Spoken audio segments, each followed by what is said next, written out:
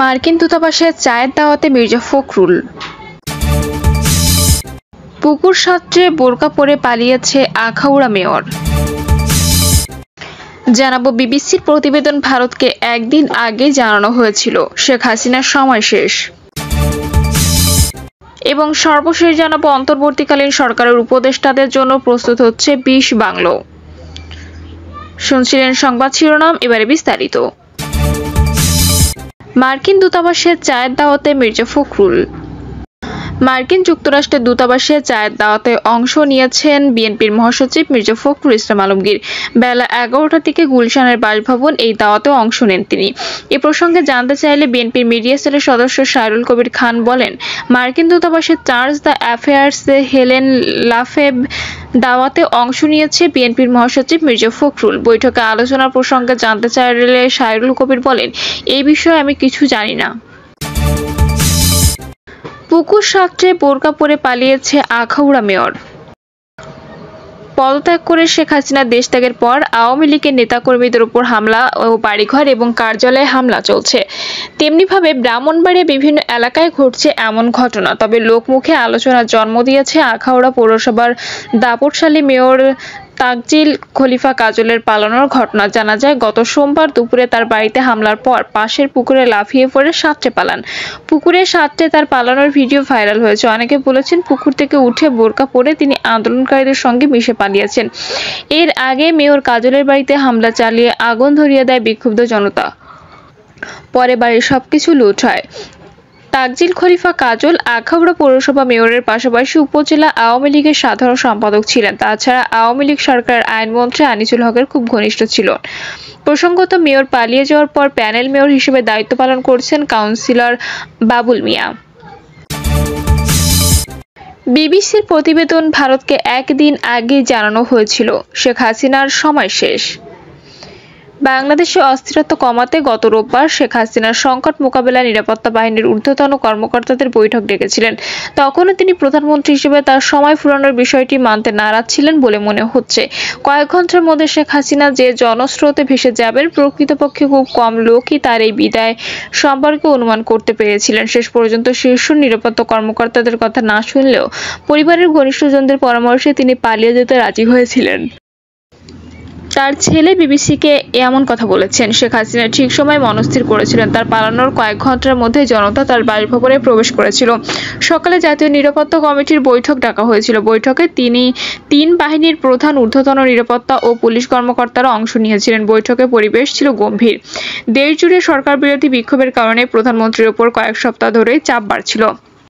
১৯৭১ সালে বাংলাদেশের স্বাধীনতা যুদ্ধের পর সবচেয়ে ভয়াবহ এই সহিংসতার কয়েকশো মানুষ নিহত হন। শুধু একদিন অন্তত ৯০ জন নিহত হয়েছিল। নিহত ব্যক্তিদের বেশিরভাগই বিক্ষোভকারী। তারা আইন শৃঙ্খলা রক্ষাকারী বাহিনীর গুলিতে প্রাণ হারান।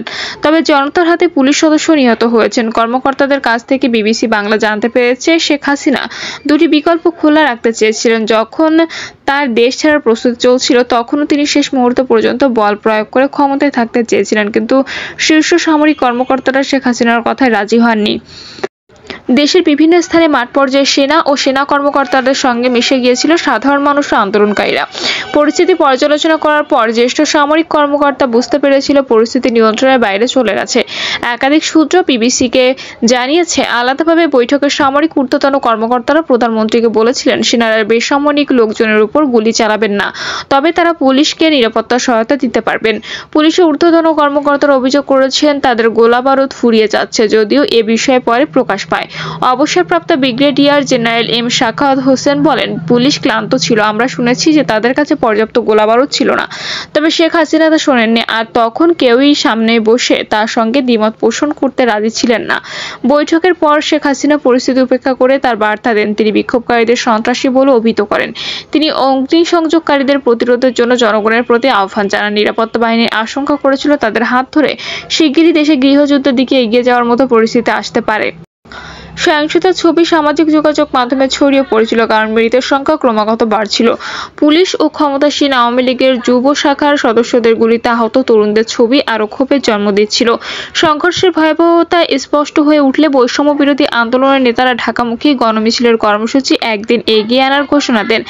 এই ঘোষণার কর্তৃপক্ষ বিস্মিত হয়ে যায়। গোয়েন্দা তথ্যে বলা হয়, ছাত্রদের দাবি মানুষকে আকৃষ্ট করছে। পরের দিন হাজারো মানুষ রাজধানীর রাজপথে নামার পরিকল্পনা করছে। নিরাপত্তা বাহিনী বিক্ষোভকারীদের থামানোর চেষ্টা করলে আরেকটি রক্তপাত ঘটবে। তাই সেনাপ্রধান জেনারেল ওয়াকারুজ্জামান আবার প্রধানমন্ত্রীর সঙ্গে কথা বলার সিদ্ধান্ত নেন। নির্ভরযোগ্য একাধিক সূত্র জানায়, সন্ধ্যায় 3 বাহিনীর প্রধান শেখ হাসিনার সঙ্গে দেখা করেন। তারা বিনয়ের সঙ্গে ব্যাখ্যা করে বলেন, মাঠ পর্যায়ের পরিস্থিতি আরও অস্থিতিশীল হয়ে উঠছে। সকালে ঢাকায় হাজার হাজার লোকের সমাগম ঘটতে পারে। তারা তার বাসস্থানে নিরাপত্তা নিশ্চয়তা দিতে পারছেন না।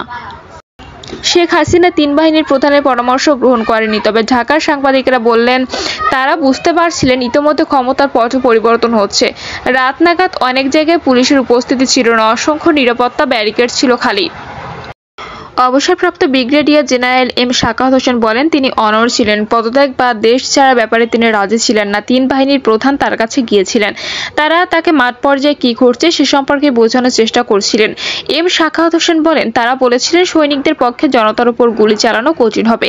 তারা বলেছিলেন সেনারাও দেশের অংশ, তারা গ্রাম থেকে এসেছেন, তারা নিজেদের লোকদের উপর গুলি চালাবেন না। সকাল থেকেই ঢাকা অভিমুখে বিপুল জনতার যাত্রা শুরু হয়। সেনাপ্রধান জেনারেল ওয়াকারুজ্জামান আবার শেখ হাসিনার বাসভবনে গিয়ে তাকে পরিস্থিতির গভীরতা ব্যাখ্যা করছিলেন। লোকজন কারফিউ ভঙ্গ করছিল। ইতিমধ্যে সহিংসতা শুরু হয়ে গিয়েছিল। ঢাকার অনেক জায়গা থেকে পুলিশ প্রত্যাহার করা হচ্ছিল। জেনারেল ওয়াকারুজ্জামান তাকে বলেছিলেন, তারা খুব বেশি সময় প্রধানমন্ত্রীর সরকারি বাসভবন গণভবনে জনতার পৌঁছানো ঠেকাতে পারবেন না। সর্বোচ্চ 1 ঘন্টা বা তার কিছু বেশি সময় তা সম্ভব হতে পারে। এই পর্যায়ে সামরিক প্রধানেরা শেখ হাসিনাকে বোঝানোর জন্য তার পরিবারের সদস্যদের সঙ্গে কথা বলার সিদ্ধান্ত নেন। পুলিশ ও সামরিক বাহিনী প্রধানের তখন শেখ হাসিনার বোন শেখ রেহানার সঙ্গে কথা বলেন। তিনি তার বড় বোনকে চলে যেতে রাজি করতে পারেন কিনা সে কথা বলেন তারা। বিবিসি জানায়, কর্মকর্তারা শেখ রেহানার সঙ্গে অন্য একটি কক্ষে আলোচনা করছিলেন। তারা তাকে শেখ হাসিনার কাছে পরিস্থিতি ব্যাখ্যা করতে বলছিলেন। শেখ রেহানা তখন তার বড় বোনের সঙ্গে কথা বলেন, কিন্তু শেখ হাসিনা ক্ষমতা ধরে রাখতে অনড় ছিলেন। তারপর বিদেশে থাকা শেখ হাসিনার ছেলে সজীব ওয়াজেদ ও মেয়ে সাইমা ওয়াজেদ ফোনে তার সঙ্গে কথা বলেন। তারা তাকে চলে যেতে বলেন। পারিবারিক এই আলোচনার পুরোটা সময় সেনাপ্রধান উপস্থিত ছিলেন বলে জানা গেছে। তিনি বৈবাহিক সূত্রে শেখ হাসিনার আত্মীয়। সজীব ওয়াজেদ বিবিসিকে বলেন, আমার মা মোটেও দেশ ছেড়ে যেতে চাননি, আমাদের তাকে রাজি করাতে হয়েছিল। সজীব ওয়াজেদ আরো বলেন, তার মা গত শনিবার সন্ধ্যা থেকেই পদত্যাগ করার কথা ভাবতে শুরু করেছিলেন। সজীব ওয়াজেদ বলেন, আমরা পরিবারের সদস্যরা তার কাছে অনুনয় করেছিলাম। আমরা তাকে অনুরোধ করে বলেছিলাম, এই জনতা উচ্ছৃঙ্খল, তারা সহিংসতার জন্য বেরিয়েছে, তারা তোমাকে হত্যা করবে, তোমাকে নিরাপদে নিয়ে যাওয়া দরকার আমাদের। সেখানে জনতার পৌঁছাতে যতটা সময় লেগেছিল তার হাতে ততটাই সময় ছিল। তারা কোনো প্রস্তুতি ছাড়াই বেরিয়ে যান। সজীব ওয়াজেদ বলেন, গতকাল আমি তাকে দিল্লিতে ফোন দিয়েছিলাম। তিনি ভালো আছেন, কিন্তু তিনি খুবই হতাশা। বাংলাদেশের জনগণ তাকে খুবই নিরাশ করেছে। সূত্র জানায়, সকালে শেখ হাসিনার নিরাপদ আশ্রয়ের অনুরোধ জানাতে দিল্লিতে ভারতের সরকারি কর্মকর্তাদের সঙ্গে যোগাযোগ করেন। তার দীর্ঘ কর্মজীবনের একনিষ্ঠ মিত্র ভারত। ভারতের দিক থেকে তাকে দেশ ছাড়ার পরামর্শ দেওয়া হয়। জানা যায়, একদিন আগে ওয়াশিংটন ভারতের পররাষ্ট্র মন্ত্রণালয়ের কর্মকর্তাদের বলেছিল শেখ হাসিনার সময় শেষ, তার সামনে আর কোনো বিকল্প নেই। অবসরপ্রাপ্ত brigadier general M Sakhawat Hossain বলেন, তিনি যখন বুঝতে পেরেছিলেন সেনাবাহিনী তাকে সমর্থন করছে না, তখনই তিনি পদত্যাগ করেছিলেন। লোকজন কারফিউ ভাঙতে যাচ্ছিল। তার বাসভবনের দিকে মিছিল নিয়ে যেতে ঢাকায় জড়ো হচ্ছিল। শেখ হাসিনা অনিচ্ছা সত্ত্বেও তার পদত্যাগের নথিতে স্বাক্ষর করতে রাজি হয়েছিল, কিন্তু তাকে কিভাবে নিরাপদে দেশ থেকে বের করা যায় তা নিয়ে প্রশ্ন ছিল। নাম প্রকাশে অনিচ্ছুক এক ঊর্ধ্বতন সামরিক কর্মকর্তা বিবিসিকে বলেছেন, শেখ হাসিনা কখন পদত্যাগপত্রে সই করেছেন, কখন সামরিক হেলিকপ্টারে উঠেছেন তা কেবল special security force, president guard regiment ও সেনা সদস্যদের কিছু ঊর্ধ্বতন সামরিক কর্মকর্তা জানতেন। পুরো ব্যাপারটা বেশ গোপনে করা হয়েছিল। স্থানীয় সময় সোমবার সকাল 10:30টায় কর্তৃপক্ষ ইন্টারনেট বন্ধ করে দেয়, যাতে শেখ হাসিনার গতিবিধির কোনো খবর সামাজিক যোগাযোগ মাধ্যমে ছড়িয়ে না পড়ে। তিনি চলে যাওয়ার পরেই ইন্টারনেট আবার চালু করা হয়েছিল। সেনাবাহিনীর ঊর্ধ্বতন কর্মকর্তাদের সূত্রে জানা গেছে, শেখ হাসিনা যাতে নিরাপদে বিমানবন্দরে পৌঁছাতে পারেন সেই ব্যবস্থা করে রাখা হয়েছিল।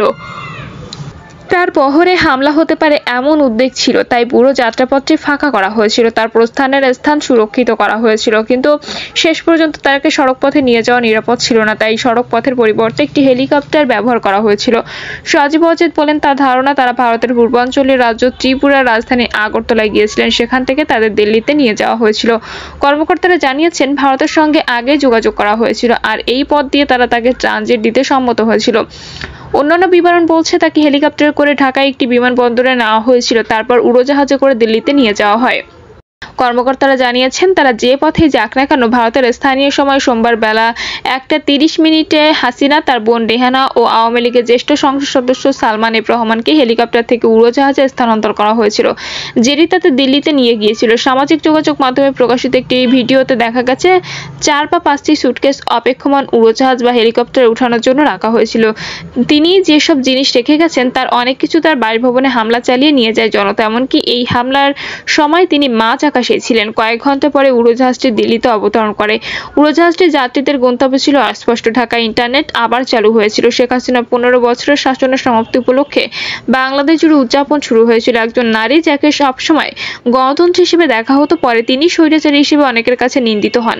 ইন্টারনেট বন্ধ রেখে তাকে শেষ পর্যন্ত একজন পলাতক ব্যক্তির মতো পালিয়ে যেতে হলো। প্রিয় দর্শক, এই ছিল এখনকার সর্বশেষ সংবাদ। আপডেট সব সংবাদ পেতে চ্যানেলটি সাবস্ক্রাইব করে বেল আইকনটি ক্লিক করে রাখুন।